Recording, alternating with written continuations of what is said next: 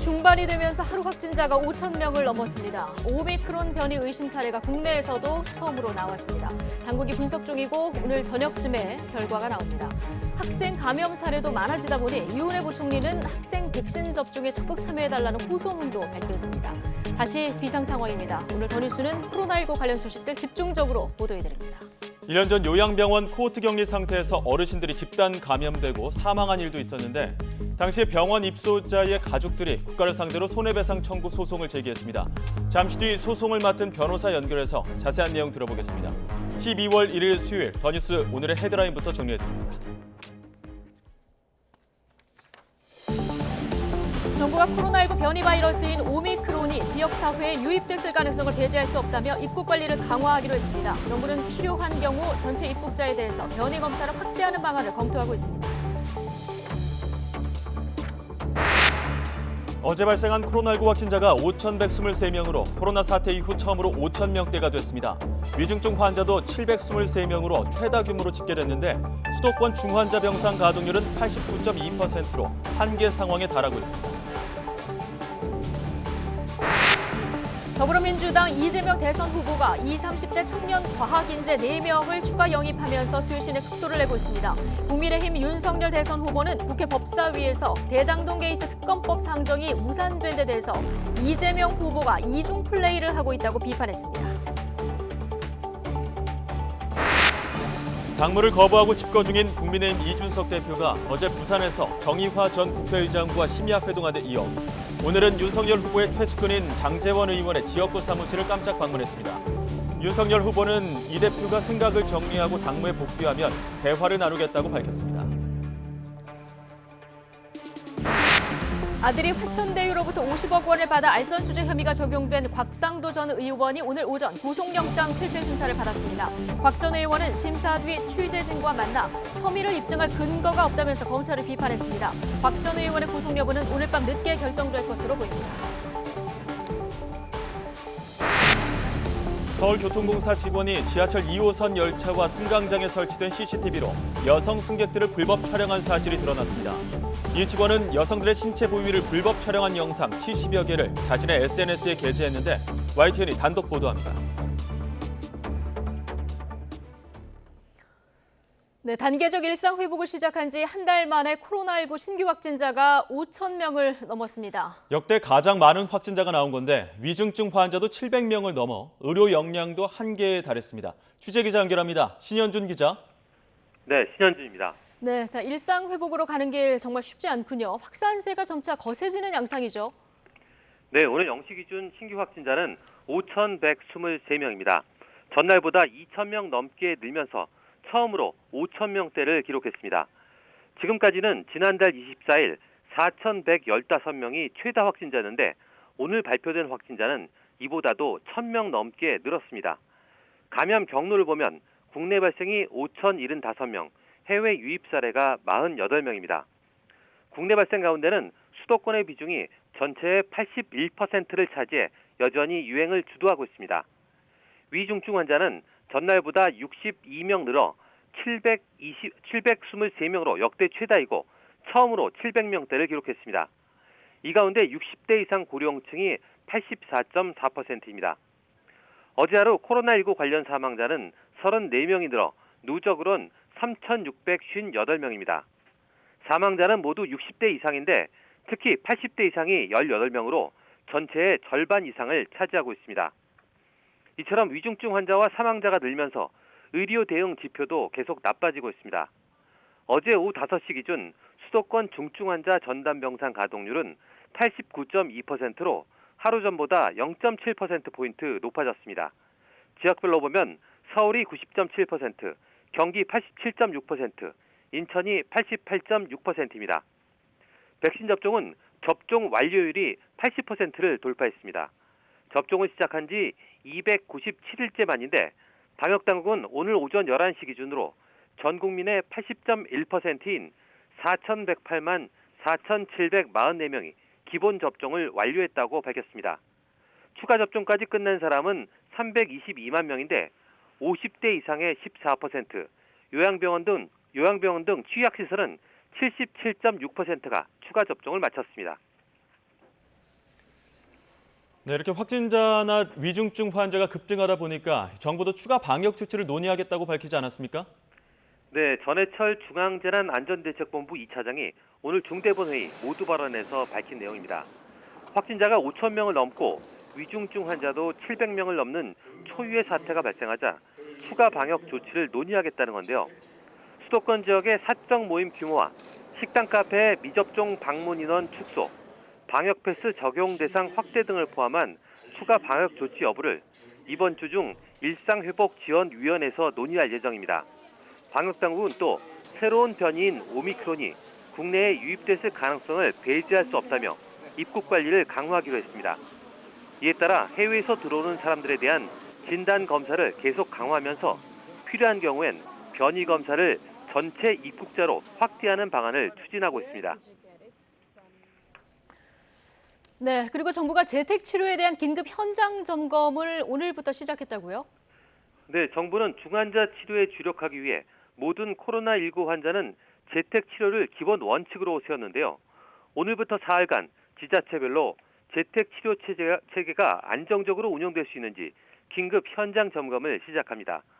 먼저 정부는 재택 치료 대상자가 적정한 기준에 따라 분류되고 각 지역에서 재택 치료자 관리 의료기관이 충분하게 확보됐는지 등을 점검합니다. 아울러 응급 상황이 발생할 때를 대비해 비상 연락과 이송 체계가 신속하게 가동되고 있는지와 재택 치료자 대상 전담 공무원 지정이나 자가 이탈 여부 확인 등 격리 관리 현황도 확인할 예정입니다. 이를 바탕으로 각 지자체 보건소 등에서 필요한 행정과 의료 인력을 추가로 지원하고 적시에 진료를 받을 수 있는 단기 외래 진료센터를 운영하는 등 인적, 물적 인프라를 강화한다는 계획입니다. 지금까지 사회 2부에서 YTN 신현주입니다. 네, 수도권의 병원에서 집단 감염이 잇따라 발생해 비상입니다. 네, 수도권 병상 가동률도 90%에 근접하는 등 병상 포화 문제가 한계로 치닫고 있지만 뚜렷한 해결책이 나오지 않고 있습니다. 자세한 상황 취재기자 연결해 알아보겠습니다. 황보혜경 기자. 네, 서울 강남구 병원 앞에 나와 있습니다. 네, 지금 요양병원, 시설, 재활병원 포함해서 병원에서 지금 집단 감염 사례가 계속 나오고 있어서 걱정인데요. 그곳 상황은 어떻습니까? 네, 이 병원은 어르신들이 입원해 치료받는 재활병원인데요. 지금은 일부 병동이 동일 집단 격리에 들어갔고 또 일부 환자들은 음성이 나온 경우 퇴원해 자가 격리에 들어갔습니다. 이 때문에 환자나 가족들의 짐을 빼기 위한 차량들이 병원으로 계속 드나들고 있습니다. 이곳에선 지난 19일 병원 종사자 2명이 처음 확진됐습니다. 지자체 집계 결과 환자 24명, 종사자 22명 등 모두 46명이 집단 감염됐습니다. 환자들이 재활치료를 받으면서 접촉이 이뤄져 감염이 전파된 거로 보입니다. 서울 성북구에 있는 대형 병원에서도 집단 감염이 나왔는데요. 지난달 20일 병원 간병인이 처음 확진된 뒤 환자 15명을 포함해 모두 24명이 감염됐습니다. 또 서울 구로구 요양시설에서도 83명이 확진되는 등 어르신이 머무는 시설에서 감염이 계속되고 있는데요. 방역당국은 고령층을 중심으로 돌파 감염이 늘고 있다며 올해 안에 60살 이상 고령층을 대상으로 추가 접종을 실시하겠다고 밝혔습니다. 네, 지금 코로나 중환자도 크게 늘고 있는데 현재 병상 상황은 어떻습니까? 네, 위중증 환자 수가 역대 최다인 700명대를 기록한 가운데 서울의 코로나19 중증 환자 병상 가동률은 또다시 90%를 넘었습니다. 수도권 전체로 봐도 병상이 90% 가까이 다 찬 상황입니다. 이런 가운데 병상을 하루 이상 기다리는 환자 수는 모두 842명에 달합니다. 의료 대응이 한계에 다다르면서 방역당국은 재택치료를 기본 방침으로 하고 있는데요.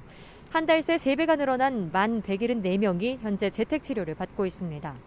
정부는 재택치료 키트를 포함해 의료 인력과 심리상담까지 지원하겠다는 방침인데요. 동거 가족도 외출이 제한되는 데다 병상 부족 문제를 개인에게 떠넘긴다는 비판의 목소리도 나오고 있습니다.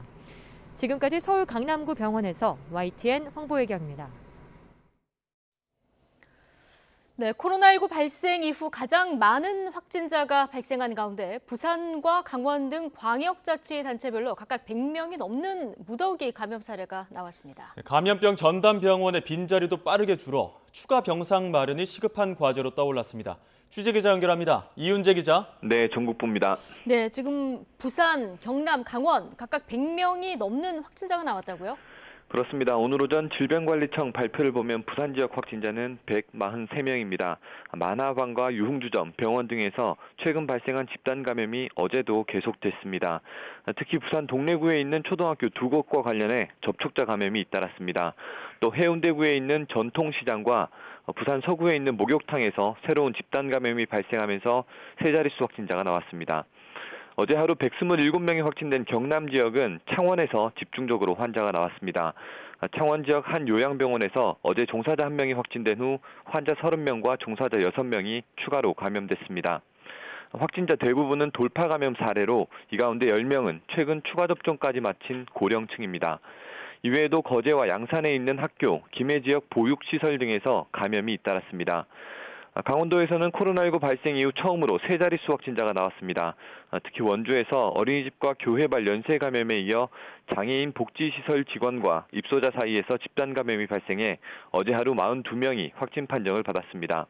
또 오늘 오전에 강원도 화천에 있는 육군 군부대에서 군 장병 22명이 집단 감염돼 역학조사가 이뤄지고 있습니다. 네, 지금 비수도권 병상 상황도 우려스러운 수준 아닙니까? 그렇습니다. 어제 오후 5시 기준 비수도권의 감염병 전담병원 가동률은 63.2%입니다. 68.9%인 전국 평균보다는 낮지만 안심할 수준은 아닙니다. 특히 대전, 충북, 충남 등 5개 광역단체는 전담병원 병상 가동률이 80%를 넘어 추가 병상 마련이 시급한 상황입니다. 전담병원 가동률이 71%인 경북은 민간병원 6곳에 병상 180여 개를 순차적으로 확보해 나갈 계획입니다. 전담병원뿐만 아니라 중증 환자 치료 병상도 우려스럽습니다. 대전과 세종에서는 중증 환자 전담 치료 병상이 하나도 남아있지 않습니다. 또 광주와 강원 등 7곳도 남은 중증 환자 치료 병상이 한 자릿수로 얼마 남지 않았습니다. 정부와 각 지자체는 환자 중증도를 구분해 병상 운용 효율성을 높이고 생활치료센터나 재택치료 비율도 탄력적으로 높여 여유 병상을 확보한다는 계획입니다. 지금까지 전국부에서 YTN 이윤재입니다. 네, 단계적 일상 회복으로 확진자가 급증하고 있는 가운데 정부는 2학기 전면 등교가 안정적으로 이루어질 수 있도록 소아청소년의 적극적인 예방접종과 국민적인 방역 동참을 호소했습니다. 유은혜 부총리 겸 교육부 장관과 정인경 질병관리청장은 오늘 이 같은 내용의 안정적 전면 등교와 청소년 백신 접종 확대를 위한 대국민 호소문을 발표했습니다. 유 부총리는 단계적 등교 확대 기간에 학교 방역을 지속적으로 강화했지만 안타깝게도 최근 상황은 확진자가 하루 평균 3,000명대에 이르고 학생 확진자도 함께 증가하면서 어렵게 시행한 전면 등교가 기로에 선 상황이라고 말했습니다. 일본에서 처음으로 오미크론 변이에 감염된 것으로 확인된 나미비아 외교관은 인천공항을 경유해 일본에 도착한 것으로 나타났습니다. 교도통신은 일본 내 오미크론 감염 첫 사례인 나미비아 30대 남성 외교관이 탄 비행기가 인천공항에 들러 전체 탑승자 가운데 절반 정도 새로 태웠다고 보도했습니다. 나미비아 외교관이 인천공항에 경유할 당시의 동선 등은 현재까지 구체적으로 확인되지 않고 있습니다. 일본 방역당국은 이 비행기에 동승한 70명을 밀접 접촉자로 구분해 이틀에 한 번 검사를 진행하고 정부 지정시설에서 격리할 것을 요청하는 등 대응하고 있습니다. 네, 단계적 일상 회복 시행에 따라서 활기를 되찾고 있던 문화계에도 다시 비상이 걸렸습니다. 블랙핑크 리사에 이어 정우성 씨 등 배우들이 줄줄이 확진되고 있습니다. 취재기자 연결합니다. 이승은 기자. 네, 문화생활과학부입니다. 예, 자, 문화계는 제작이나 공연 과정에서 마스크를 벗을 수밖에 없기 때문에 감염 우려가 높은데 지금 돌파 감염 사례가 잇따르고 있다고요? 그렇습니다. 지난 24일 블랙핑크 리사가 코로나19에 감염돼 활동을 잠시 중단한 데 이어 연예계 확진이 잇따르고 있습니다. 배우 정우성 씨가 지난 29일 돌파 감염으로 코로나 확진 판정을 받았습니다. 정 씨는 지난 26일 청룡영화상 시상식에서 시상자로 무대에 올라 연예계에 비상이 걸렸습니다. 오징어 게임 출연자 이정재 씨도 무대에 올랐는데요. 이정재 씨는 이후 미국에서 열린 고썸 어워즈 시상식 참석자 출국 전후에 받은 검사에서 감염되지 않은 것으로 확인됐습니다. 어제 확진 판정을 받은 배우 고경표 씨 역시 돌파 감염 사례입니다. 이에 따라 고 씨가 촬영하던 넷플릭스 영화 서울 대작전 촬영이 중단됐습니다. 유아인 씨 등 동료 배우와 스텝 전원이 코로나 검사를 받았고 추가 확진자는 아직 나오지 않고 있습니다. 뮤지컬 빌리 엘리어트 배우 박정자 씨 확진으로 어제와 오늘 공연이 취소됐습니다. 출연진과 스텝 전원이 음성 판정을 받았지만 방역 당국의 최종 확인을 거쳐 공연 재개 일정을 잡을 예정입니다. 네, 정부가 월요일에 특별 방역 대책 발표하면서 영화 상영관에서 팝콘 먹는 건 다시 금지되지 않았습니까? 네, 그렇습니다. 오늘부터 영화 상영관 안에서 음식물 섭취가 금지됐습니다. 지난달 1일부터 단계적 일상회복 시행으로 백신 패스관 안에서 음식물 섭취가 허용됐는데 한 달 만에 다시 금지된 겁니다. 다만 뛰어앉기 해제와 상영 시간 연장 등은 그대로 유지됩니다. 이런 조치는 최근 지역의 한 극장에서 집단 감염이 발생한 데 따른 것이라고 정부는 설명했습니다. 지금까지 문화생활과학부에서 YTN 이승은입니다.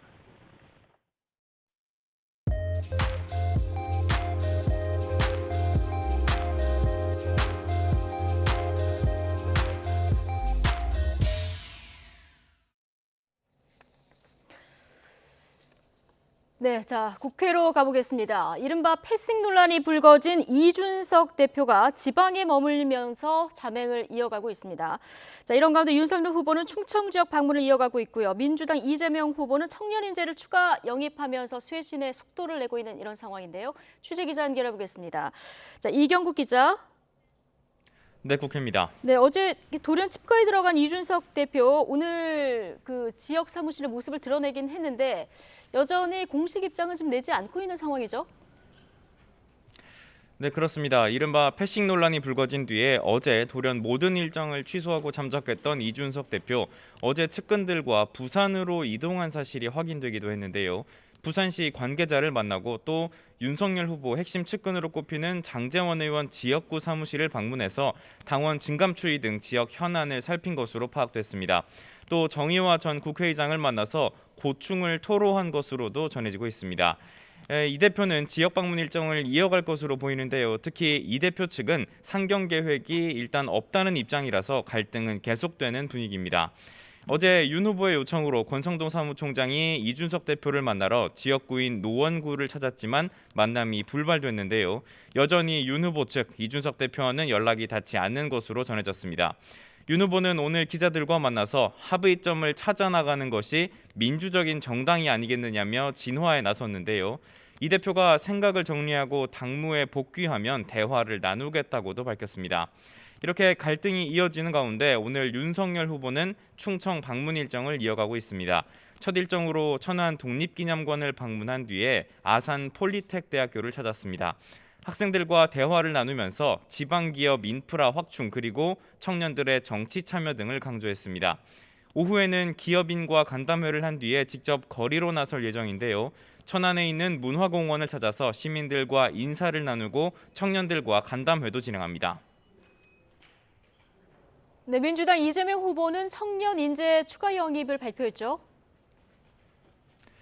네, 어제 30대 워킹맘이자 국방과학기술 전문가인 조동현 교수를 1호 인재로 영입한 이재명 후보, 오늘 추가로 선대위에 영입하기로 한 청년 인재들의 명단을 발표했습니다. 대학생 인공지능 개발자 김윤기 씨와 데이터 전문가 김윤희 씨, 뇌과학자 송민영 씨와 인공지능 연구자인 최예림 씨입니다. 모두 2030 세대 청년들인데요. MZ세대 전문가인 이 청년들 선대위원직을 맡을 예정입니다. 전문성을 토대로 정책 자문을 하는 것은 물론 선대위에 청년들의 요구를 활발히 전달할 것으로 보입니다. 선대위는 사회에 기여하는 방법을 고민해온 젊은 혁신가들을 발굴하고자 했다고 강조했습니다. 이재명 후보 청년 인재들을 적극적으로 영입하면서 연일 선대위 쇄신에 박차를 가하는 모습입니다. 네, 자, 내년도 예산안 협의 진행 상황도 좀 짚어보죠. 처리 시한이 하루 앞으로 다가왔는데 여전히 합의는 이루어지지 않고 있다고요? 네, 어제까지가 국회 예산결산특별위원회의 활동 시한이었습니다. 여야는 막판 협의를 이어갔지만 결론은 내지 못했습니다. 지역화폐 예산을 늘리자는 민주당 그리고 소상공인에 대한 직접 지원을 강조하는 국민의힘의 이견이 팽팽하게 맞섰습니다. 민주당과 정부 사이 예산 협의 역시 예산 규모를 두고 견해 차이만 확인하며 합의점을 찾지 못했습니다. 예결위에 심사 시한을 넘기면서 내년도 예산안 현재 올라온 정부안이 본회의에 자동으로 올라가는데요. 다만 여야가 오늘 담판을 해서 수정안을 마무리한 뒤에 이를 내일 본회의에 올리는 방안이 남아 있습니다. 예산안 처리 시한을 하루 앞두고 현재 여야는 활발한 물밑 협상을 이어가고 있는 상황인데요. 이와 함께 당정 간에도 관련 논의가 진행될 것으로 보입니다. 지금까지 국회에서 전해드렸습니다.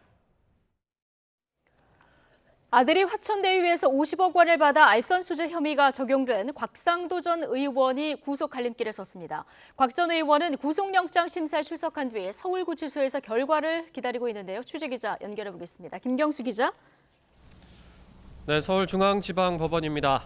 네, 곽 전 의원 영장 심사는 일단 끝난 거죠?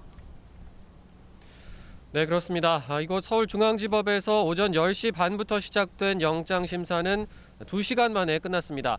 심사를 마친 곽 전 의원은 검찰 호송 차량을 타고 서울구치소로 이동을 했는데요. 호송차를 타기 전 취재진 앞에 선 곽 전 의원은 먼저 불미스러운 일에 연루돼 죄송하다며 고개를 숙였습니다. 하지만 오늘 영장 심사에서도 검찰이 구체적 근거를 내놓은 게 없다며 혐의를 부인했습니다. 직접 들어보시죠. 지금 검사들 생각은 하나은행 그 김정태 회장한테 제가 부탁을 했다는 걸로 그렇게 이제 지금 생각을 하는데, 그 근거가 뭐냐 하니까 그 김만배 씨가 과거에 그런 얘기를 남욱 변호사한테 한 적이 있다. 그거 외에는 아무 자료가 지금 없습니다. 곽 전 의원은 또 이른바 50억 클럽에 거론된 사람들 가운데 자신을 제외하곤 면죄부를 주는 방향으로 검찰 수사가 가고 있다며 50억 클럽이 실체가 있는지 의문이라고 말하기도 했습니다. 앞서 검찰이 곽 전 의원에게 적용한 혐의는 특정경제범죄 가중처벌법상 알선수재입니다. 특경법상 알선수재죄는 금융기관 임직원의 업무와 관련해 알선을 해주고 이익을 얻은 사람을 처벌하는 게 핵심인데요. 검찰은 지난 2015년 대장동 개발 사업 과정에서 화천대유가 하나은행과 컨소시엄을 꾸릴 때 곽 전 의원이 도움을 준 것으로 보고 있습니다. 화천대유 대주주 김만배 씨 부탁으로 곽 전 의원이 하나은행 측에 영향력을 행사해 컨소시엄 무산 위기를 막았다는 겁니다. 검찰은 화천대유가 곽 전 의원 아들에게 준 50억 원이 그 대가라고 의심하고 있습니다. 오늘 영장 심사에서는 곽 전 의원이 실제 알선을 했는지, 또 아들이 받은 50억 원이 그 대가인지 등이 주요 쟁점이 되었을 것으로 보입니다. 곽 전 의원 구속 여부는 오늘 밤 늦게 결론이 나올 전망입니다.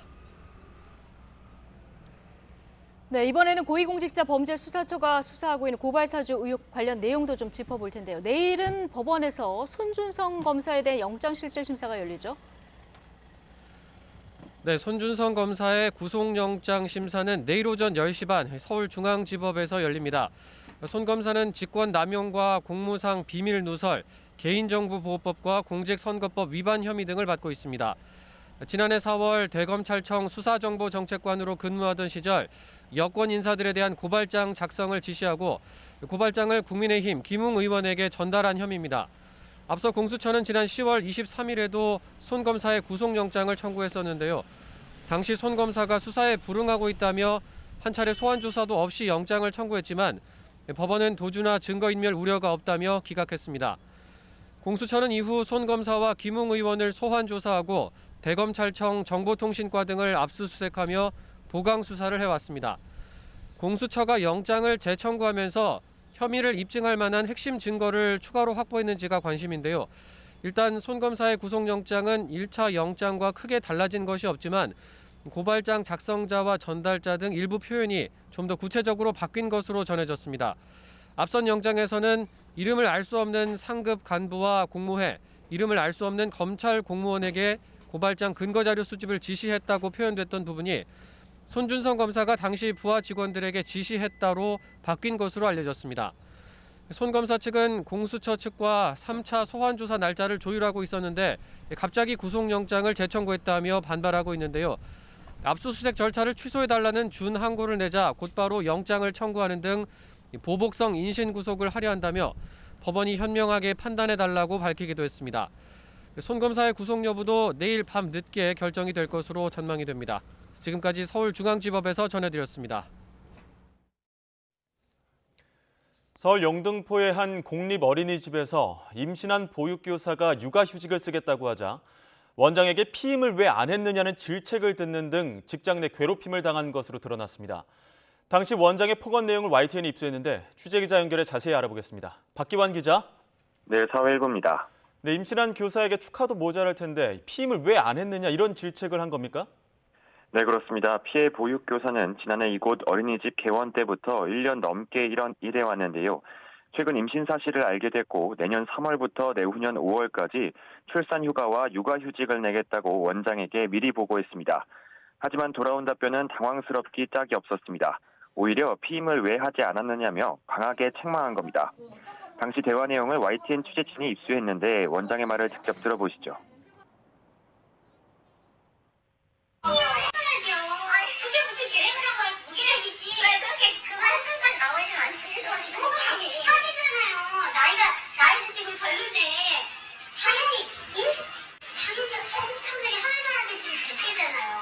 제가 조심했어야 된다고 이렇게 말씀하시는 거예요. 아니 조심할 줄 알았다고. 조심하고 그렇게 피임을 하면서 했다고 생각을 한 거죠. 피해 교사는 함께 일한 원장의 막말에 당혹감을 감추지 못했습니다. 겨우 울음을 참고 항변도 해봤지만 원장은 어린이집 사정이 좋지 않다며 오히려 결혼한다고 했으면 채용하지 않았을 것이라는 식으로 말해 또 한 번 상처를 남겼습니다. 원장의 말을 다시 들어보시죠. 사실 결혼한다고 했으면 난 오래 같이 못 있었어. 원장님 사실 그런 거 물어보면 안 되는 거잖아요. 왜 안 되는 거예요? 저는 그렇게 알고 있어요. 아니 왜 안 돼요? 이거는 원 운영하고 직결이 된 건데 그걸 안 물어보고 어떻게 면담을 해? 말도 안 되지. 네, 업무와 상관없이 직원의 결혼이나 임신을 문제 삼는 건 도를 넘어선 것으로 보이는데 피해 보육교사는 지금 현재 어떤 상황입니까? 네, 피해 보육교사는 일단 업무에 집중했는데요. 그런데도 이후 원장이 일거리를 몰아주며 이른바 갑질을 했다고 주장하고 있습니다. 임신부에게 저녁 식사도 없이 늦은 밤까지 야근을 시키는가 하면 주말 근무까지 강요했다는 겁니다. 피해 교사는 결국 구청에 원장의 육아휴직 거부 사실을 신고하고 청와대 국민청원에도 글을 올려 억울함을 호소했습니다. 어린이집에서도 더 버티기 힘들어서 지금은 병가를 낸 상태입니다. 구청은 일단 지난 월요일 어린이집에 대해 조사에 들어갔는데요. 구청의 현장 조사에서 원장은 직원의 육아휴직을 줘야 하는지 몰랐다고 양해를 구한 것뿐이라고 답변한 것으로 알려졌습니다. 저희 YTN 취재진도 해당 어린이집에 직접 찾아가 원장 측 입장을 계속 요구했지만 모든 답변을 거부하고 있습니다. 지금까지 사회일보에서 YTN 박기환입니다. 승객들의 승하차 안전관리를 담당하는 승무원이 열차 내부와 승강장 등에 설치된 CCTV를 통해 여성 승객들을 1년 가까이 불법 촬영한 사실이 드러났습니다. 서울교통공사 신정승무사업소 소속 차장 54살 김모 씨는 지하철 2호선 열차와 승강장에 설치된 CCTV 속 여성 승객들을 자신의 휴대전화를 이용해 실시간으로 불법 촬영했습니다. 김 씨가 찍은 영상에는 치마를 입거나 몸에 붙는 옷을 입은 여성들이 움직이는 동선을 쫓아 CCTV 화면을 바꿔가며 촬영한 모습이 담겨 있습니다. 김 씨는 해당 영상을 자신의 SNS에 게재하기도 했는데 YTN이 확인한 불법 촬영물과 사진만 70개가 넘습니다. YTN 취재가 시작되자 김 씨는 자신의 SNS 페이지를 삭제했습니다. YTN이 취재에 나선 뒤에야 이 같은 사실을 파악한 서울교통공사는 오늘 오전 김 씨를 직위 해제하고 업무에서 배제했습니다. 서울교통공사 관계자는 심각한 대시민 범죄로 보고 경찰 수사 의뢰 등 조치를 하겠다고 밝혔습니다. 20개월 된 의붓 딸을 성폭행하고 학대해 숨지게 한 20대에게 검찰이 사형을 구형했습니다. 검찰은 오늘 대전지방법원에서 열린 결심 공판에서 아동학대 살해 등 혐의로 재판에 넘겨진 29살 양모 씨에게 사형을 구형했습니다. 또 신상정보 공개와 아동 청소년 관련 기관 10년 취업 제한, 위치 추적 전자장치 45년간 부착, 성충동 약물 치료 15년을 청구했습니다. 90대 할머니가 열어둔 집 문으로 들어온 남성에게 성폭행을 당하는 일이 일어났습니다. 할머니 몸에서 가해자의 DNA까지 발견됐는데도 경찰은 할머니가 치매를 앓아 진술이 명확하지 않다는 이유로 사건을 무혐의 처리했습니다. 홍민기 기자가 취재했습니다. 경기도 파주시의 작은 벽돌집. 이 집에 사는 96살 이모 할머니는 지난 3월 몹쓸 짓을 당했습니다. 같은 동네에 사는 80대 남성이 집 안에 들어와 치매를 앓고 있는 할머니를 성폭행한 겁니다. 이모 할머니가 당시 살던 집입니다. 할머니는 사랑방처럼 이 집 문을 항상 열어두고 이웃들을 맞이했는데요. 가해 남성은 이 열린 문으로 집 안방까지 들어왔습니다. 당시 다른 방에 있던 손녀는 범행 장면을 직접 목격하고 곧바로 경찰에 신고했습니다. 도망친 남성은 얼마 안 가 붙잡혔는데 범행한 적이 없다며 혐의를 완강히 부인하는 것으로 알려졌습니다. 하지만 국립과학수사연구원 감정 결과 할머니의 몸에선 가해 남성의 DNA까지 검출됐습니다. 그때 어디 가는 중인데 전화를 받았어요. 해가지고 막 울면서 큰일 났어요 하면서 이런저런 얘기를 하는데 이제 그 얘기를 하더라고요. 그래서 그 사람은 어디 있냐 그랬더니 지금 도망가는데 쫓아가고 있대. 그럼 112 신고해가지고 112 신고하고 따라가라. 이 남성은 지난해 말부터 함께 사는 둘째 아들과 손녀가 집을 비운 틈을 타 할머니가 사는 집을 수차례 무단 침입했습니다. 지난 1월에도 집안에 들어와 추행해 폭행까지 하려 하다 할머니를 돌보려고 들른 장남에게 발각돼 쫓겨나기도 했습니다. 아니 올라가지고 목을 누르는 건지 뭐 하는 건지 밑에서 발버둥 치고 난리가 난 거야.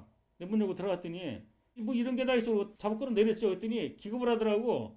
그런데 경찰은 수사 개시 넉 달 만인 지난 7월 가해 남성에게 혐의가 없다는 결론을 내리고 검찰 지휘 없이 수사를 자체 종결했습니다. 피해자인 할머니가 명확한 진술을 할 수 없어 증거가 충분하지 않다는 게 이유였습니다. 과학적 증거와 목격자 진술이 충분한데도 면죄부를 주는 결론을 내린 경찰에 대해 수사 의지가 부족했던 것 아니냐는 지적이 나옵니다. 사실은 수사기관의 의지와 역량, 가치관 이런 것들에 의해 좌지우지되는 겁니다. 중강제추행, 중강간 미수 등이 법리적으로 충분히 검토되어서 송치되었어야 될 사건으로 보입니다. 이 사건을 수사한 경기 파주경찰서는 최선을 다해 수사했을 뿐이라며 구체적인 답변을 피했습니다. 피해 당사자와 이제 뭐 다 그런 저기들은 다 기본 조사 사항에 들어가잖아요. 수사를 할 때 최선을 다해서 수사를 하죠. 어떤 수사든 자기가 맡은 수사는 최선을 다합니다. 장남은 과거 이 남성이 저지른 주거 침입과 폭행 혐의까지 다시 수사해달라며 사법당국에 이의를 제기했고 검찰은 사건을 검토한 뒤 경찰에 보완 수사를 지시했습니다. 이미 사건을 자체 종결했던 파주경찰서에서 사건을 넘겨받은 경기북부경찰청은 주거 침입 등의 혐의를 추가로 적용해 사건을 다시 들여다보고 있습니다. YTN 홍민기입니다.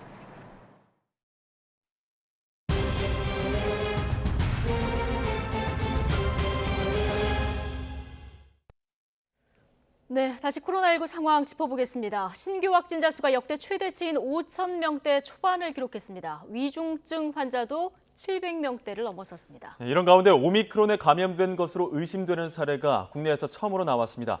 정재훈 가천대 의대 예방의학과 교수와 이야기 나눠보겠습니다. 어서 오십시오. 네, 안녕하세요. 네, 어서 오십시오.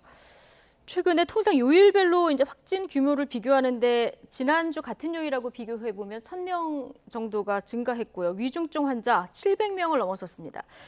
단계적 일상 회복 저희가 조심스럽게 시작하면서 확진자가 늘 거다 예상은 했었습니다만은 조금 조마조마한 상황으로 보이기도 하거든요. 어떻게 보십니까? 네, 일단 지금 상황이 유행이 급격하게 증가하고 있고요. 그리고 유행이 증가하는 속도보다 중환자가 증가하는 속도가 조금 더 빠른 측면이 있습니다. 그래서 이런 상황에 대해서 말씀드려야 되는 것이 이제 정부에 자문하는 전문가 입장에서 매우 송구스럽기도 한데요.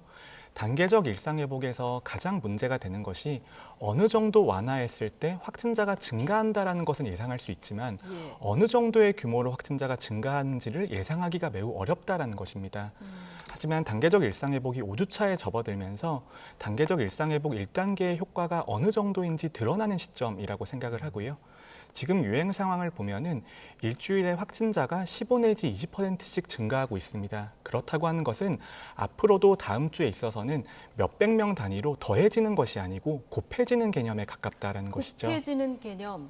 네, 곱해지는 개념에 가깝기 때문에 앞으로의 유행 증가 속도에 있어서는 지금 정도의 속도가 앞으로 당분간 유지될 것이다. 이런 예상을 할 수밖에 없는 상황입니다. 예, 교수님께서 좀 현 방역 체계를 그대로 유지한다면 내년 초에는 10,000명에서 20,000명대 이를 것이라 이런 예측도 하셨는데 지금 이 방역 체계 어떻게 수정이 돼야 된다는 걸로 보십니까? 네, 단계적 일상 회복이라고 하는 것이 전체적인 개념이 우리가 감당할 수 있는 만큼의 방역 완화를 의미하는 것입니다. 예. 그런데 감당할 수 있다는 의미는 의료 체계도 준비가 되어 있어야 되고 방역 체계도 준비가 되어 있어야 되는데 이런 이제 체계의 확충에는 시간이 걸릴 수밖에 없는 것이고요. 그리고 그 시간을 우리가 얼마만큼 벌 수 있냐가 중요한 것입니다. 그리고 또 하나는 단계적 일상회복이라고 하는 것은 한 방향으로 가긴 어렵습니다. 아까 말씀드렸듯이 유행 상황이 어떻게 변할지도 모르고 그리고 팬데믹의 불확실성이 있기 때문에 어느 정도는 우리가 방역 체계를 보면서 맞춰가야 되는 측면이 있습니다. 그런 측면에서 방역 체계를 구축하는 것이 매우 어려운 상황이고요. 지금의 유행 상황을 평가를 해보면 아까 말씀드렸듯이 주 단위로 15%씩 늘어난다라고 한다면 3주나 4주 정도가 경과했을 때에는 확진자가 10,000명 정도에 도달할 수 있다라는 것은 매우 간단한 계산에 가깝거든요. 이 여러 가지 요인 중에 그 계절적 요인도 좀 포함이 됩니까? 계절적인 요인이 없다고 말하기는 어렵습니다. 하지만 지금처럼 특히 코로나 바이러스처럼 전파력이 매우 높은 바이러스 같은 경우에는 계절적인 요인보다 접촉이나 확산에 관여하는 다른 요인들이 훨씬 더 크기 때문에 계절도 분명히 영향을 줄 겁니다만 그 영향이 크다고 보긴 어렵습니다. 예. 자, 백신 접종 시작 279일 만에 접종 완료율이 80%를 넘었다. 자, 이런 속보도 오늘 전해졌는데 이런 상황에서 현 코로나 상황이 이렇다 보니까 좀 허무하다 이런 생각도 들긴 하는데요. 자, 변이 바이러스 영향도 무시하지 못할 것 같습니다. 지금 델타 변이 때문에 한동안 고충이었는데 오미크론 변이 감염 의심 사례가 국내에서도 나와서 좀 국민들 관심도가 좀 집중된 상황인데요. 보겠습니다. 지금 나이지리아를 방문했던 인천 거주 부부 백신을 다 맞은 상태인데요. 지금 코로나에 감염이 된 상황입니다. 근데 이 두 분이 오미크론에 감염됐다. 이렇게 의심하는 이유는 어디에 있습니까? 네, 일단 첫 번째는 오미크론 바이러스가 남아프리카에서 처음 보고가 되었지만 이것은 발견된 장소가 남아프리카일 뿐이고요. 이미 아프리카 전역에는 상당수 확산되어 있다라고 보는 것이 합리적인 판단일 겁니다. 그렇다면 아프리카 지역을 경유하거나 아니면 거기서 여행을 하셨을 경우에는 노출된 과거력이 확실히 있으신 거고요. 그리고 돌아와서 검사를 하셨을 때 우리가 변이 바이러스를 검출하는 여러 가지 방식들이 있습니다. 하지만 델타 변이 바이러스가 아니라는 것은 명확한 상태이고 그리고 유전체 염기 서열을 일부 분석을 했을 때 특이한 패턴이 발견되었기 때문에 그럴 경우에는 전체 유전자 염기 서열을 분석할 수밖에 없습니다. 거기에는 조금 시간이 걸리는 상황이고요. 하지만 그래서 조금 시간이 오래 걸리는 거군요. 하지만 이상 신호가 확실히 확인이 되었기 때문에 거기에 대해서 조금 더 면밀하게 조사를 하고 있는 겁니다.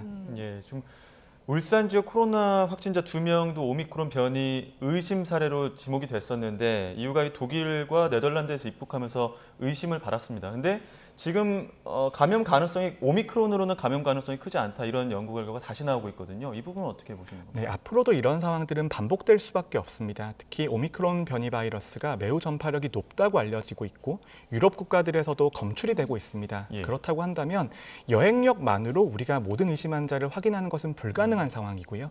그렇기 때문에 이런 의심 사례가 나왔을 때 빠르게 진단 검사를 해서 확인하고 추적을 할 수 있게 시스템을 만드는 것이 매우 중요합니다. 예.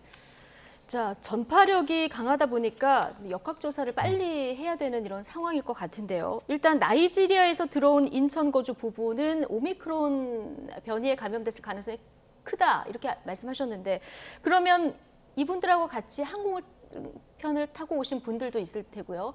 이제 들어오셔서 접촉한 분들도 계실 텐데 여기에 대한 철저한 조사도 좀 빨리 속도감 있게 해야 되지 않나 싶은데요. 네, 이제 감염 가능성이 크다기보다는 감염 가능성이 있다 정도일 것 같고요. 그리고 우리가 델타 변이 바이러스나 이전에 코로나19 대응을 하면서 해외에서 변이 바이러스가 등장했을 때 유입을 몇 주만 늦춰도 매우 큰 이익이 있다라는 것을 이제 알게 되었습니다. 그렇다면 이런 사례들, 특히 해외에서 귀국하시는 분들에 의해서 유입되는 사례들이 있을 텐데 이 사례에 대해서는 정말 면밀하게 역학조사를 하고 접촉자 추적을 해서 최대한 국내 확산을 억제시키는 것이 현재 방역 상황에 있어서는 매우 큰 도움이 될 수 있고요. 그렇다고 한다면 항공기를 같이 탔던 분들 그리고 국내에서 접촉하셨던 분들에 대해서 최대한 많이 추적을 해서 검사를 해서 우리가 혹시 만일의 상황에 대해서도 대비를 해야 된다라고 봅니다. 네, 지금까지는 오미크론에 대해서 이 전파력이 명확하게 밝혀지지는 않았지만 6배가 넘을 것이다. 아니면 광범위하게 전파를 할 것이다. 이런 우려들은 계속 나오고 있거든요. 지금까지 나온 정보들을 종합했을 때는 전파력 어느 정도로 파악할 수 있을까요? 아직까지는 보고가 된 지 일주일이 채 지나지 않았고요. 그렇기 때문에 전파력이라든지 백신을 회피하는 능력이 어느 정도 생겼는지에 대해서는 수치로 말씀드리긴 어려운 상황입니다. 하지만 우리가 이때까지 경험을 보면 델타 변이 바이러스도 매우 전파력이 높고 백신의 효과가 감소되어 있는 상황인데 지금 남아프리카의 감시 결과를 보면 델타 변이 바이러스를 밀어내면서 차지하는 비율이 점점 늘어나고 있거든요. 그렇다라고 하는 것은 최소한 델타 변이 바이러스보다 전파력이 높거나 아니면 백신을 회피하는 능력이 생겼을 가능성도 있고 둘 다일 가능성도 있는 겁니다. 하지만 이것을 수치적으로 몇 배라고 말하기까지 위해서는 2, 3주 정도의 시간이 필요한 상황입니다. 예. 자, 최근에 화이자나 모더나사에서 기존 백신의 효능을 두고 조금 다른 뉘앙스의 이제 발언을 했는데 제약사들에서 나오는 이런 연구 결과들, 발언들 어느 정도 신뢰할 수 있습니까? 과학계에 있어서는 동료 평가가 매우 중요하고요. 예. 그리고 제약사의 단독 입장보다는 과학계의 평가를 거친 결과를 보시는 게 매우 중요하다 이렇게 말씀을 드리겠습니다. 그리고 아까 말씀을 드렸지만 오미크론 변이 바이러스가 발견이 된 지 일주일밖에 되지 않았고요. 아직 실험실에서 실험 결과들도 쏟아지고 있는 상황이기 때문에 조금 더 정돈된 결과를 기다려 보셔야 된다 이렇게 말씀드리고 싶습니다. 예, 지금 다른 국가들에서도 감염 의심 사례는 계속 나오고 있고 국내 유입을 막기 위해서 어느 정도 노력을 하고 있을 텐데 최대한 늦춰서 시간을 버는 것도 중요할 것 같습니다. 어떻게 하면 오미크론을 조금 더 최대한 막을 수 있는 방법들이 있을까요? 일단 첫 번째는 델타 변이 바이러스가 등장을 하였음에도 불구하고 단계적 일상회복이 시작이 되면서 해외 여행하시는 분들에 있어서는 검역 절차가 완화된 측면들이 있습니다. 하지만 오미크론 변이 바이러스가 만약에 전파력이 매우 높다라고 한다면 전 세계로 빠르게 퍼져나가게 될 것이고요. 그렇다면 이때까지 시행했던 트래블 버블이라든지 아니면 백신 접종자에 있어서 자가격리를 면제하는 것에 있어서는 조금 더 새로운 시각에서 검토할 필요가 있다라고 봅니다. 그래서 만약에 몇 주 정도만 유입을 늦출 수 있다라고 하더라도 더 많은 정보 그리고 진단 검사 체계 그리고 추가 접종 같은 것들이 우리를 준비하고 있을 수 있는 그런 시간을 만들어줄 수 있기 때문에 그런 것들이 매우 중요합니다. 근데 보통 바이러스 전파력이 높으면 위험도는 떨어진다 이렇게들 많이 전문가들이 말씀하시는데 이 결과도 좀 지켜봐야 되는 겁니까? 그런 것들은 저는 과학적으로 가장 흔히 잘못 알려진 상식 중에 하나라고 생각을 하고요. 바이러스의 입장에서는 전파력이 높아지는 방향으로 진화하는 것은 어떻게 보면 당연합니다. 하지만 전파력이 높아지는 과정에서 숙주의 치명률이라든지 중증화율이 꼭 낮아지는 방향으로 변한다고 보긴 어렵고요. 대표적인 발레가 델타 변이 바이러스입니다. 델타 변이 바이러스 같은 경우에는 전파력은 2배나 3배 이상 높아졌지만 치명률은 거의 그대로 유지가 되었었거든요. 그런 것들이 오미크론 변이에 있어서 꼭 중증화율이 낮아지는 방향으로 갈 거다라고 기대하기는 어렵습니다. 지금 오미크론에 대한 어떤 위협도 있겠지만 더 위험한 건 위중증 환자 비율이 계속 증가하고 있다는 사실일 텐데 지금 이런 상황에서 가장 우려되는 게 고령층의 확진 비율 그리고 위중증 환자 규모가 계속 확산되고 있다는 상황 아닙니까? 네, 단계적 일상회복이 시작이 되면서 확진자가 증가할 것으로 예상을 했지만 우리가 10월 달이나 11월 초까지의 결과를 봤을 때에는 확진자가 증가해도 중환자가 증가하는 속도가 그렇게 빠르지 않을 것이라고 판단을 해왔습니다. 하지만 11월 중순부터의 데이터를 분석을 해보면 분명히 고위험군에 있어서 백신의 중환자 예방 효과라든지 사망 예방 효과가 감소하는 것이 관찰이 되고 있고요. 그리고 이런 결과는 해외 결과들과도 거의 일치하는 경향들을 보입니다. 그렇기 때문에 대부분의 국가들도 3차 접종을 거의 기본 접종화하고 있는 상황이고요. 우리나라에서도 지금 추가 접종이 진행되고 있습니다만 추가 접종률이 아직까지는 낮은 상태이고 추가 접종의 효과가 본격적으로 나오려면 앞으로도 3주에서 4주 정도의 시간을 기다려야 됩니다. 그렇다면 3주에서 4주 정도의 시간 동안 우리가 의료 체계를 어떻게 유지할 수 있는가 그런 것들이 가장 중요한 쟁점이 되겠습니다. 3주에서 4주 동안 의료 체계를 유지하는 게 굉장히 중요하다 말씀하셨는데 병상이 보니까 서울은 이미 중증 병상 가동률이 90%를 넘었고요. 수도권 전체로 봐도 90% 육박하는 이런 상황이거든요. 네, 가장 중요하게 말씀드리고 싶은 부분인데요. 지금까지 확진자와 중환자가 지속해서 증가해 오고 있습니다. 예. 하지만 우리가 중증병상의 예비율 같은 것들을 매우 중요한 지표라고 보고 있는데요. 근데 이 지표가 분자를 줄이기도 해야 되고 분모를 늘리기도 해야 됩니다. 다른 말로는 유행의 규모를 줄여줄 필요도 있는 것이고요. 또 하나는 확진자 중에서 중환자로 넘어가는 사람들의 비율도 줄여줄 필요가 있는 것입니다. 그 이유가 분모를 늘리는 것에는 한계가 있기 때문입니다. 중환자 병상이라고 하는 것이 우리가 만든다고 해서 바로 만들어지는 것도 아니고요. 그리고 그 병상을 운영하기 위해서는 숙련된 의료 인력이 필요한데 그 의료 인력도 한 번에 양성되는 것이 아니거든요. 최선을 다해서 중증 병상을 늘리기 위한 노력을 해야 됩니다만 그것도 한계가 있을 수밖에 없기 때문에 전체적으로 중환자가 발생하는 속도를 늦출 필요가 있다라는 것이죠. 예. 근데 코로나19 중증 환자만 있는 게 아니라 일반 다른 질병으로 인한 중증 환자들도 있지 않습니까? 네, 가장 큰 문제 중에 하나입니다. 중환자 병상이라고 하는 것이 한계가 있기 때문에 코로나19를 진료하는 중환자 병상을 늘리게 되면 다른 데 있어서는 부수적인 피해가 발생할 수밖에 없는 상황이고요. 그리고 코로나19 상황이라고 하는 것은 일종의 재난 상황이라고 볼 수가 있습니다. 우리가 자원 배분을 어떻게 효율적으로 해서 피해를 최소화할 수 있을지에 대해서는 고민을 할 수 있지만 피해를 전혀 안 받고 넘어가는 것은 불가능한 상황이고요. 그렇다면 병상에 있어서도 코로나19 병상의 비율과 일반 중환자에 대한 병상의 비율을 면밀하게 조절을 해야지 피해를 최소화할 수 있는 겁니다. 예, 이렇게 병상 확보를 위해서 정부가 특별 방역 대책 내놓으면서 기본적으로 경증, 무증상 환자들은 재택 치료를 원칙으로 했습니다. 그런데 이런 부분에 대해서도 우려들이 많이 나오고 있거든요. 네, 재택 치료라고 하는 것이 단계적 일상 회복의 과정에서는 저는 반드시 필요한 요소라고 생각을 합니다. 하지만 그럼에도 불구하고 이런 생활치료센터에 입소해서 관찰하는 과정에서 재택 치료로 넘어가는 과정이 국민들의 입장에서는 안심이 되고 부드럽게 넘어간다라는 인상을 드려야 되거든요. 하지만 지금 병상 상황이 워낙 안 좋기 때문에 마치 병상이 없어서 어쩔 수 없이 재택 치료로 넘어간다라는 인상을 드리게 되면 아무래도 재택 치료를 받으시는 확진자께서도 불안감을 느끼실 수밖에 없는 그런 상황입니다. 그렇기 때문에 재택 치료가 잘 정착되기 위해서라도 유행 규모가 어느 정도는 줄어들 필요가 있는 겁니다. 예. 근데 재택 치료 때문에 여러 가지 이제 궁금해하시는 분들이 많은데 이게 재택 치료를 원칙으로 하다 보니까 동거인들도 이제 격리가 되는 이런 상황이 있고요.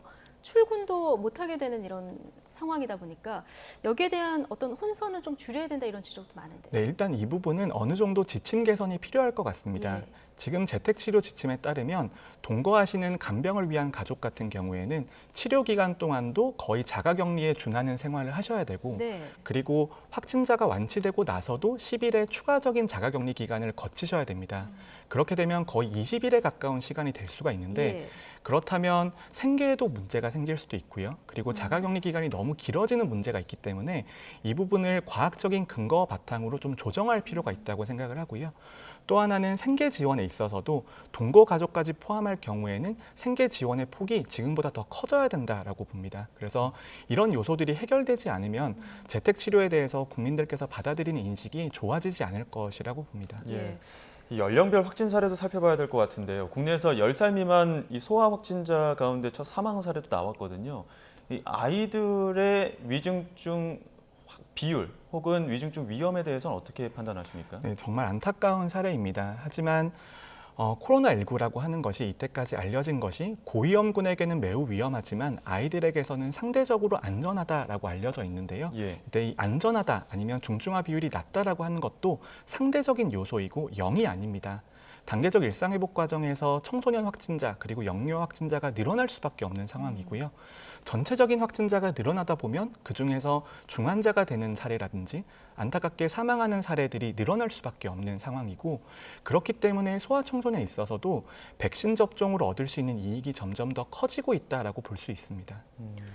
그럼 지금 첫 사례로 보고된 이 어린이 같은 경우는 기저질환이 있었던 것으로 전해지고 있는데 어른이든 어린이든 기저질환이 있다면은 가능하면 이제 이 연령대는 지금 아직 우리나라에서는 백신을 못 맞습니다만은 백신을 맞는 것이 굉장히 중요한 상황이군요. 네, 저는 특히 기저질환이 있는 분들은 예. 접종으로 얻을 수 있는 이익이 피해를 명백하게 상회하고요. 그리고 그 상회하는 정도가 압도적으로 상회하는 정도라고 생각을 하고 있습니다. 예. 그렇기 때문에 어떤 종류의 기저질환이든 기저질환이 있으신 경우에는 접종을 꼭 하시는 것을 권고드리고 싶습니다. 예. 그렇다면 기저질환이 없는 소아청소년들 혹은 지금 중학생, 고등학생들의 접종률 제고를 위해서 오늘 또 유은혜 부총리가 호소문을 발표하기도 했는데 이 부분에 대해서는 그 백신 안정성에 대한 우려들이 부모님들한테는 여전히 있는 것 같아요. 네, 소아청소년의 접종에 대해서도 많은 전문가들이 처음에는 신중한 입장들을 보였습니다. 예. 말씀하신 것처럼 안전성에 대한 문제도 있고요. 그리고 소아청소년에게 접종을 했을 때 얻을 수 있는 이익이 얼마만큼인지에 대해서도 조금 신중한 자세를 보였습니다만 예. 지금은 전문가들의 권고 강도도 점점 높아지고 있는 상황이고요. 예. 우리나라에서는 고등학교 3학년 접종 데이터도 있고 1학년, 2학년도 상당수의 비율이 접종을 하면서 안전성에 대한 데이터가 쌓이고 있습니다.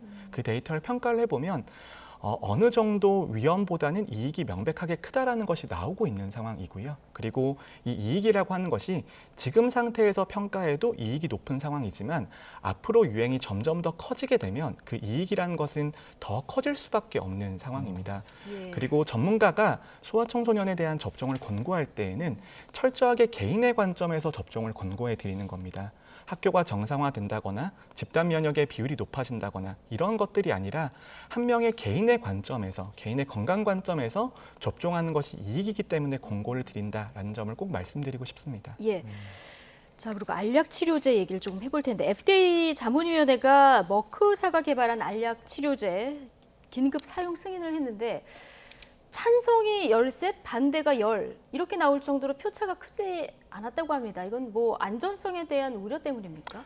이런 치료제에 있어서도 전문가들의 선택은 한 가지의 목적입니다. 투약을 했을 때 위험과 투약을 했을 때 얻을 수 있는 이익인데요. 지금 위험 같은 경우에는 특히 몰누피라비르 같은 경우에는 기전상에 있어서 우려가 제기가 되고 있고 그리고 아직까지 임상시험 결과가 큰 폭으로 나와 있지 않기 때문에 알려지지 않은 위험성이 존재한다라는 점이 있고요. 또 하나는 머크사에서 당초에 발표했던 것보다 중환자로 전환되는 비율이 소폭 떨어진 상태입니다. 그렇다면 위험은 존재하는 상태에서 이익이 줄어들었기 때문에 이런 결과가 나왔습니다만 그럼에도 불구하고 승인이 나왔다는 것은 투약으로 얻을 수 있는 이익이 피해보다는 크다라는 결정이라고 볼 수 있습니다. 예. 근데 이 알약 치료제가 지금 변이들이 계속 등장하고 있는 상황에서도 유효합니까? 항체 치료제나 백신과 다르게 이런 경구용 치료제 같은 경우에는 증식의 기전에 직접적으로 작용을 하기 때문에 상대적으로 변이에 있어서는 조금 더 효과가 유지가 될 가능성이 있습니다만 아직까지는 가설에 불과한 것이고요. 실제로 사용해 봐야지 어느 정도의 효과가 나올지 확인할 수 있습니다. 예. 교수님 마지막 한 가지만 더 여쭤보겠습니다. 정부에서도 이제 확진자도 늘고 위중증 환자도 늘다 보니까 이제 추가 방역 조치 논의하겠다. 오늘 정부에서도 그렇고 청와대에서도 그렇고 이런 목소리들이 나오는데 사적 모임 인원이라든가 방역 패스 적용 대상 확대라든가 이런 부분 빨리 논의해야 된다고 보십니까? 저는 빠르면 빠를수록 좋다고 생각을 네. 하고요. 그리고 국민들께서 이때까지 너무나 방역에 잘 참여해 주셨습니다만 지금 상황이 매우 어려운 상황에 접어들고 있고 앞으로 2주나 3주 정도의 시간이 골든타임이 될 수 있다는 것들을 국민들에게 알려드려야 되고 알려드린다고 하는 것이 저는 정책적인 신호로서도 기능을 해야 된다라고 봅니다. 네. 그렇다면 방역 수칙에 있어서도 일부 조정을 하게 되면 아무래도 국민들께서 이 상황이 매우 쉽지 않은 상황이구나라는 것들을 조금 더 체감하실 수 있을 것이라고 봅니다. 예. 어떤 그 인원 줄이는 숫자도 중요하지만 다시 긴장해야 하는 시점입니다. 이런 메시지 차원에서도 중요하다. 자, 이런 말씀이신 네, 거죠? 메시지 관리가 정말 중요한 시점입니다. 예, 알겠습니다. 자, 정재훈 가천대 의대 예방의학과 교수와 함께했습니다. 오늘 고맙습니다. 네, 감사합니다.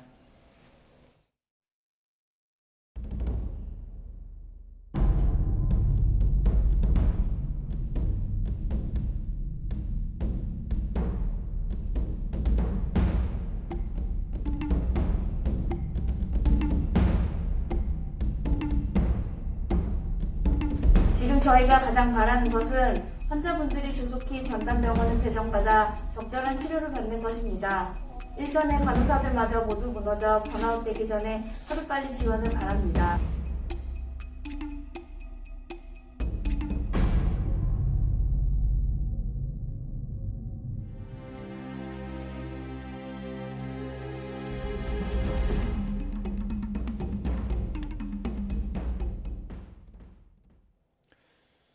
네, 방금 영상에서 보신 것처럼 지난해 말 코로나 3차 대유행 초기 서울 구로구에 있는 요양병원에서 집단 감염으로 병원이 폐쇄 조치된 일이 있었습니다. 당시 이 병원에 입원해 있던 어르신들이 무더기로 집단 감염되고 병원에 격리된 채 돌아가셨는데요. 1년 정도 지난 오늘 당시 병원 입소자의 가족들이 국가를 상대로 손해배상 청구 소송을 제기했습니다. 소송 대리인인 민주사회를 위한 변호사 모임의 서채환 변호사 연결해서 자세한 내용 들어보겠습니다. 변호사님 안녕하십니까? 예, 안녕하세요. 예, 첫 국가 상대 소송입니다. 코호트 격리가 적절했는가가 소송의 핵심이 될 것 같은데 어떻게 해서 소송을 제기하시게 되신 겁니까? 네, 유가족 분들이 작년부터 지속적으로 피해를 호소해왔고 저희 쪽에 직접 연락을 주셔서 소송을 준비하게 됐습니다. 1년 동안 이제 증거보전 신청 절차를 먼저 진행을 하고 상담을 좀 장시간 거친 다음에 관련 정보를 수집하였고 1년이 되도록 국가로부터 적절한 조치가 취해지지 않았어서 소를 제기하게 된 것입니다. 예, 정부의 적절한 조치가 없어서 지금 소송을 제기하셨다는 말씀해 주셨는데요. 정보를 수집하고 유족들과 면담을 통해서 다양한 이야기를 들으셨을 텐데 실제 만나보시니까 어떤 부분을 가장 문제라고 생각하고 계시던가요?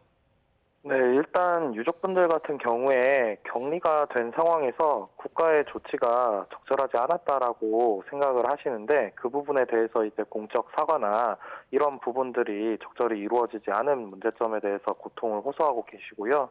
예. 특히 이제 장례 절차에 대해서도 문제라고 보고 있습니다. 결국 망인이 사망하신 것이 국가의 책임인데 그 가족들이나 아니면 피해자들에 대해서 적절한 조치가 없는 점에 대해서 가장 억울해 하시는 것 같습니다.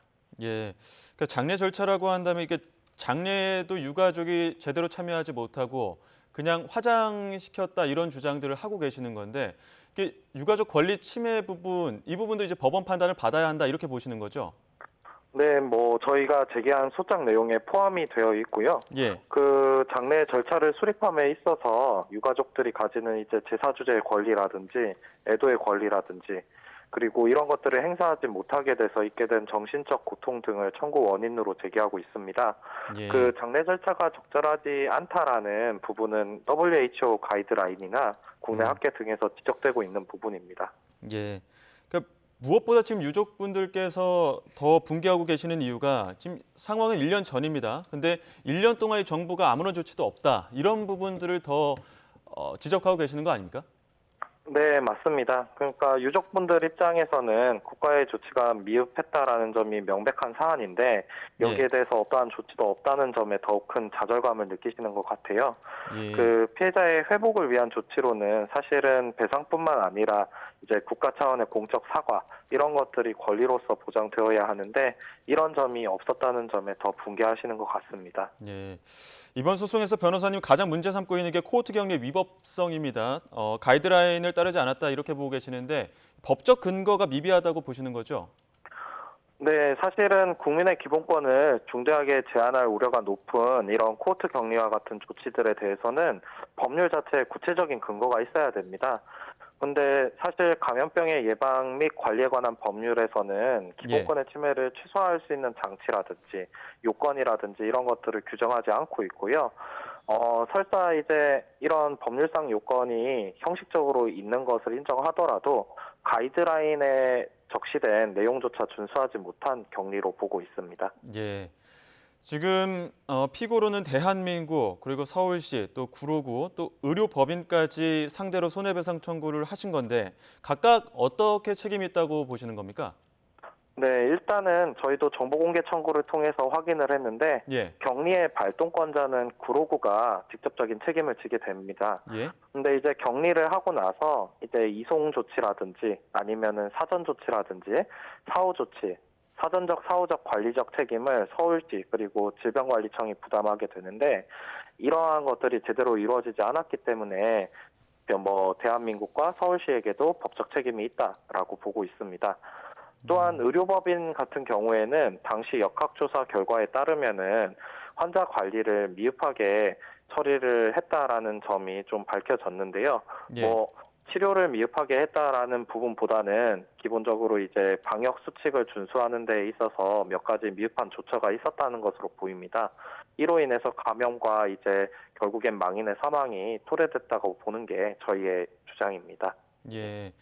그러니까 격리 부분에서는 구로구에 대한 직접적인 책임이 있었고 사전 사후에서는 서울시와 질병관리청의 책임을 물어야 한다 이런 말씀이신데요.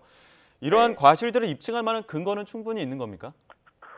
일단은 당시에 언론사에서 많은 보도를 해주셨기 때문에 저희가 확인한 내용상으로는 여러 가지 근거들을 찾을 수가 있었고요. 향후 재판 과정에서 또 사실조회나 이런 것들을 통해서 증거들을 더 입수할 예정입니다. 그리고 법적으로 봤을 때 이 코호트 격리에 대해서는 헌법적으로나 아니면 법률적으로나 문제 제기를 할 수 있는 문제라고 보입니다. 예, 과거 언론 보도 내용이나 관련 기관들을 통해서 또 근거를 충분히 입수를 하시겠다는 계획도 말씀해 주셨는데요. 이게 또 코로나19라는 이 상황이 사실상 전례가 없는 재난이라는 점에서 과연 이게 실제 피해 배상이 가능할지 이런 의문도 드는데 어떻습니까? 예, 코로나19가 전례가 없는 재난인 점은 사실이죠. 하지만 그 상황에서도 법치주의나 아니면은 기본적인 헌법상 가치는 소화돼야 된다라고 생각을 합니다. 국제인권법도 마찬가지로 코로나19라는 상황이 인권 보장에 있어서 예외로서 이해돼서는 안 된다. 기본 원칙들이 적용돼야 된다라고 하고 있습니다. 이러한 점에 비춰봤을 때 전례 없는 재난이라는 점에서 소송이 다소 불리하게 갈 수도 있겠지만 저희는 법리적인 측면에서 피해 배상이 가능하다라고 보고 있습니다. 예, 제가 보도 자료를 통해서 봤는데 이제 문제 제기를 하진 않는다면 방역 당국은 너무도 쉽게 또 코호트 격리라는 카드를 선택할 수도 있다, 선택할 것이다 이런 내용을 또 발표를 하셨더라고요. 이런 상황에서 정부에 또 하고 싶은 말씀이 있다면 어떤 게 있을까요? 예, 사실은 코호트 격리가 초래하고 있는 여러 가지 문제점들을 적시를 해주셨으면 좋겠습니다. 그리고 또 격리되신 분들이 대부분 이제 사회 취약계층에 해당하시는 분들인데요.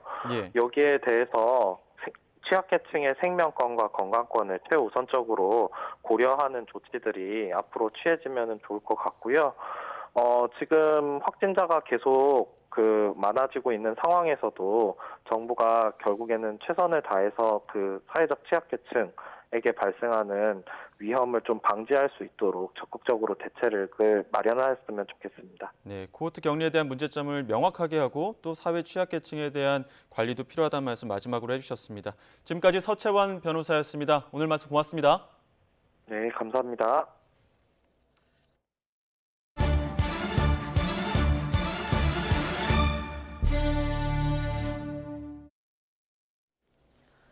네, 그리고 방탄소년단의 미국 공연에 힘입어서 방탄소년단이 밴드 콜드플레이와 협업한 마이 유니버스가 미국 빌보드 메인 싱글 차트에서 역주행했습니다. 빌보드가 발표한 최신 차트를 보면 마이 유니버스는 메인 싱글 차트인 핫백에서 지난주 대비 8계단 오른 29위를 차지했습니다. 핫백은 빌보드의 주요 차트 중 하나로 음원 다운로드와 실물 음반 판매량, 스트리밍 횟수, 라디오 방송 횟수 등을 합산해서 미국에서 가장 인기 있는 곡 순위를 집계하고 있습니다. 마이 유니버스는 지난 10월 9일 차트에서 진입과 동시에 1위를 차지한 이후 메인 싱글 차트에 9주 연속 이름을 올렸습니다. 네, 12월 첫날 겨울의 시작과 함께 강추위가 찾아왔습니다. 충남과 호남에는 눈도 내리고 있는데요. 기상캐스터 연결해 자세한 날씨 알아보겠습니다. 신미림 캐스터. 네, 상암동 야외 스튜디오에 나와 있습니다. 예, 내일은 아침 기온이 더 떨어진다고 하니까 출근길 더 든든히 챙겨 입고 나오셔야 할 것 같은데 지금 한낮인데도 많이 춥다고요? 네, 겨울의 시작부터 추위 기세가 정말 대단합니다. 한낮인 지금 서울 기온은 겨우 영상권으로 올라섰지만 이 찬바람 때문에 체감 온도는 종일 영하권에 머물고 있는데요. 내일 아침 서울 기온은 영하 4도까지 떨어지는 등 이번 추위가 절정에 달하겠습니다. 따뜻한 옷차림으로 보온의 신경을 써주시는 게 좋겠습니다. 현재 레이더 화면도 살펴보도록 하겠는데요. 충청과 호남, 제주도에는 현재 산발적으로 눈이 이어지고 있습니다. 특히 전북 순천과 정읍, 제주 산간에는 대설주의보가 계속되는 가운데 지금까지 정읍에는 4.9cm의 많은 눈이 내려 쌓였는데요. 오후까지 호남 내륙과 제주 산간에는 1에서 3cm의 눈이 더 내리겠고 서울 등 중부지방은 대체로 맑은 날씨가 이어지겠습니다. 내일 아침 기온은 오늘보다 2도에서 5도가량 더 낮겠습니다. 서울이 영하 4도, 대전이 영하 3도, 광주와 부산 영하 1도 등으로 대부분 영하권으로 출발하겠고요. 한낮에도 찬바람이 불며 종일 춥겠습니다. 내일 서울의 한낮 기온은 6도, 대전은 8도, 광주는 9도로 체감 온도는 이보다 더 낮겠습니다. 금요일인 모레는 서울 등 서쪽 지방에 또 한 차례 비나 눈이 내리겠고요. 영하권 추위는 휴일 아침까지도 길게 이어질 전망입니다. 현재 동해안에는 건조주의보가 내려진 가운데 바람도 다소 강하게 불고 있습니다. 산불 등 대형 화재가 발생하지 않도록 불조심해 주셔야겠습니다. 지금까지 서울 상암동에서 YTN 신미림입니다. 네, 잠시 휴대폰을 꺼둔 이준석 대표, 행선지가 부산이다 보니까 2016년 김무성 대표 시절의 옥수의 파동 이야기까지 나왔는데 오전에 이준석 대표가 장제원 의원 지역구인 부산 사무실의 모습을 드러냈죠. 어쨌든 대선 100일도 안 남은 시점이다 보니 이 시점에 당대표가 태업하는 게 맞냐 이런 지적부터 윤석열 후보의 정치력은 어디 가냐 이런 비판이 동시에 나오는 상황입니다. 자, 이 모든 상황 어떻게 보고 있는지 더 뉴스 2부에서 국민의힘 김병준 공동 상임선대위원장께 직접 질문 드려보겠습니다. 저희는 잠시 뒤에 돌아오겠습니다.